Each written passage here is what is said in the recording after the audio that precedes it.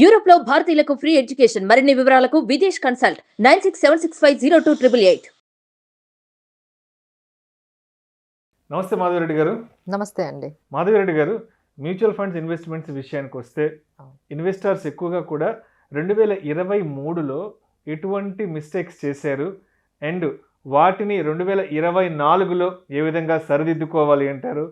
And అదేవిధంగా especially funds విషయానికి వస్తే 2023లో స్మాల్ క్యాప్ ఎక్కువ పెర్ఫార్మెన్స్ ఇచ్చాయి.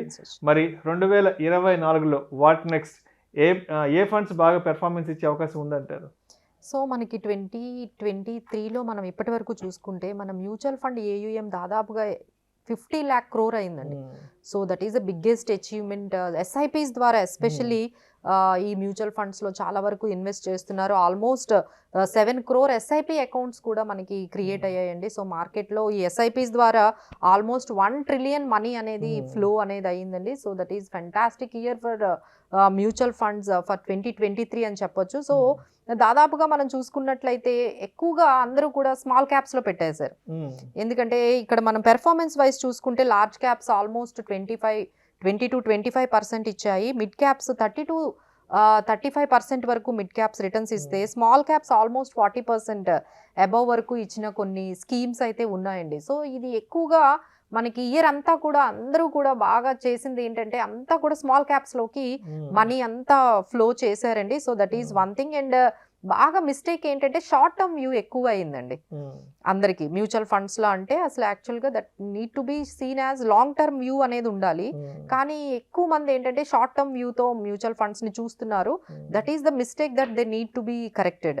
సో ఈ ఇయర్ ఏం చేస్తే బాగుంటుంది? సో అందరికీ మేము చెప్పేది ఏంటంటే మార్కెట్స్ ఎప్పుడు వాలటిలిటీ అనేది ఎక్కువగా ఉంటుందండి. అంటే లాస్ట్ ఇయర్ ఇలా పెర్ఫార్మెన్స్ చేసింది కదా అని నెక్స్ట్ ఇయర్ చేస్తుందా అనేది చెప్పలేం. ఎందుకంటే మార్కెట్స్ చాలా వరకు పెరిగాయి కాబట్టి ఇక్కడ కన్సాలిడేట్ కూడా అవ్వచ్చు. మేబీ ఫ్లాట్గా ఉండొచ్చు, కొంత టైం కన్సాలిడేట్ కూడా అవ్వచ్చు. సో జాగ్రత్తగా మనం ఏం చేయాలి అంటే అంటే ఎగ్జాంపుల్ 1 lakh ఉందనుకోండి, ఒక 50,000 వరకు లార్జ్ క్యాప్లో పెట్టి 30,000 మిడ్ క్యాప్ పెట్టి ఇంకొక 20,000 స్మాల్ క్యాప్లో పెట్టాలండి. ఎందుకంటే small caps are very risky compare to all మనకి మ్యూచువల్ ఫండ్ స్కీమ్స్ మనం చూసుకుంటే. ఎందుకంటే మార్కెట్ వాలటిలిటీ వచ్చినప్పుడు, మార్కెట్ పెరిగినప్పుడు కూడా మొదట పెరిగేవి స్మాల్ క్యాప్సే, పడిపోతే ముందు పడిపోయేవి కూడా స్మాల్ క్యాప్సే. సో ఎప్పుడైతే మార్కెట్ కరెక్ట్ అవుతుందో, మార్కెట్ వాలటిలిటీ ఉంటుందో బాగా కరెక్ట్ అయ్యేది స్మాల్ క్యాప్సే.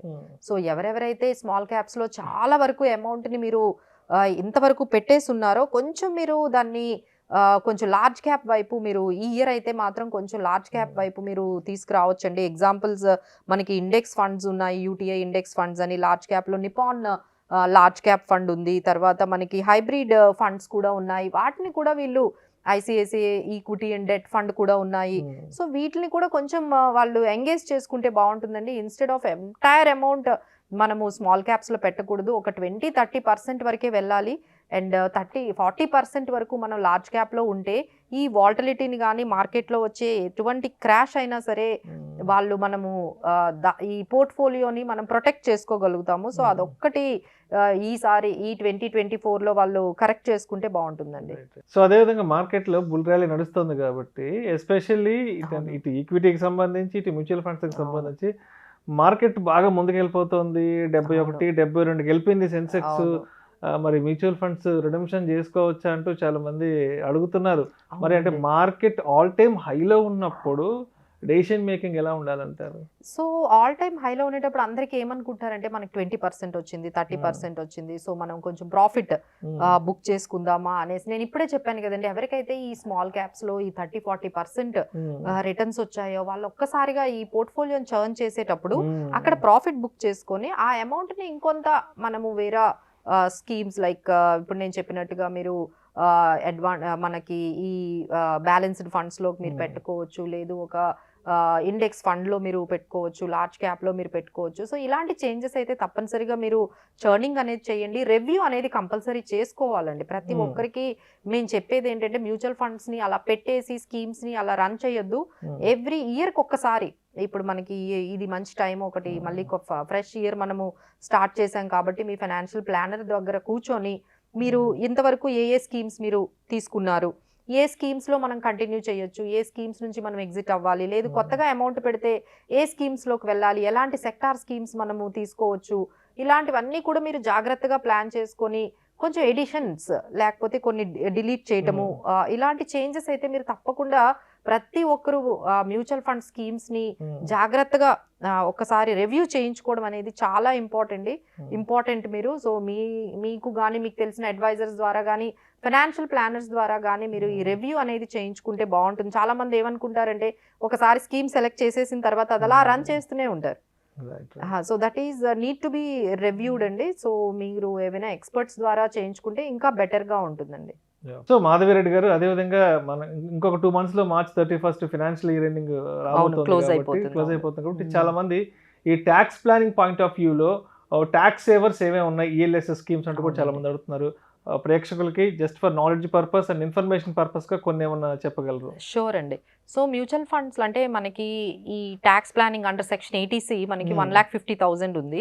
సో చాలా మంది ఏంటంటే కొంత గ్యాప్ ఉంటుంది, అంటే వాళ్ళకి పిఎఫ్ ఒక 40,000 ఉండొచ్చు, తర్వాత వాళ్ళకు ఒక టర్మ్ పాలసీ ఏదైనా ఉండొచ్చు, ఇంకొక 50,000 గ్యాప్ ఉంటుంది.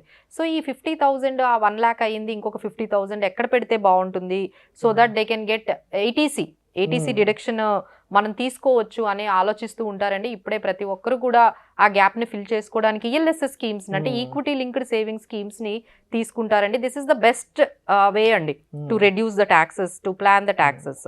సో ఈఎల్ఎస్ఎస్ఏ మనకి ఎక్కువ రిటర్న్స్ ఇస్తాయి, తక్కువ టైంలోని మనం మళ్ళీ అంటే తక్కువ హోల్డింగ్ పీరియడ్ కూడా ఇందులోనే ఉంది. అంటే మనకి చాలా ఆప్షన్స్ ఉన్నాయి, but this is the best option. So ఇందులో మనకి బెస్ట్ ఏంటంటే Quant ELSS tax saver fund ఒకటి ఉంది, Canara Robeco ELSS tax saver ఉంది, మియర్ ఎసెట్ ఉంది, కొటెక్ ఈఎల్ఎస్ఎస్ ఉన్నది, Parikh ELSS tax saver fund. So ఇలాంటి వాటిలో మీరు ఏదైనా ఒక 30,000 40,000 మీరు బిఫోర్ 31st లోపు మీరు ఎలా అయినా మీరు ఇన్వెస్ట్ చేయాలి. కాబట్టి ఈఎల్ఎస్ఎస్లో మీరు చేయాలనుకునే వాళ్ళు ఇప్పుడు మేము చెప్పిన ఈ స్కీమ్స్ని ఈఎల్ఎస్ఎస్ స్కీమ్స్ని మీరు నోట్ చేసుకొని దాంట్లో ఆ 40,000 30,000 ఆ గ్యాప్ ఏదైతే ఉందో దాంట్లో మీరు ఇన్వెస్ట్ చేయొచ్చండి. ఎందుకంటే దీంట్లో మనకి మంచి రిటర్న్స్ వస్తాయి అండ్ 3 years తర్వాత మీరు ఎగ్జిట్ అయిపోవచ్చు. ప్రేక్షకులకు విజ్ఞప్తి, ఈ వీడియోలో ప్రస్తావించబడిన అంశాలు కేవలం ప్రేక్షకులకు ఒక అవగాహన కొరకు, ఇన్ఫర్మేషన్ కొరకు, ఎడ్యుకేషన్ పర్పస్ కొరకు మాత్రమే వీటి గురించి ప్రస్తావించడం అనేది. పెట్టుబడులు పెట్టే వాళ్ళు మీ పర్సనల్ ఫినాన్స్ ప్రొఫెషనల్ని సంప్రదించి మాత్రమే తుది నిర్ణయం తీసుకోగలరని మా మనవి. Right, thank you so much Madhavi Reddy గారు. థ్యాంక్ యూ అండి.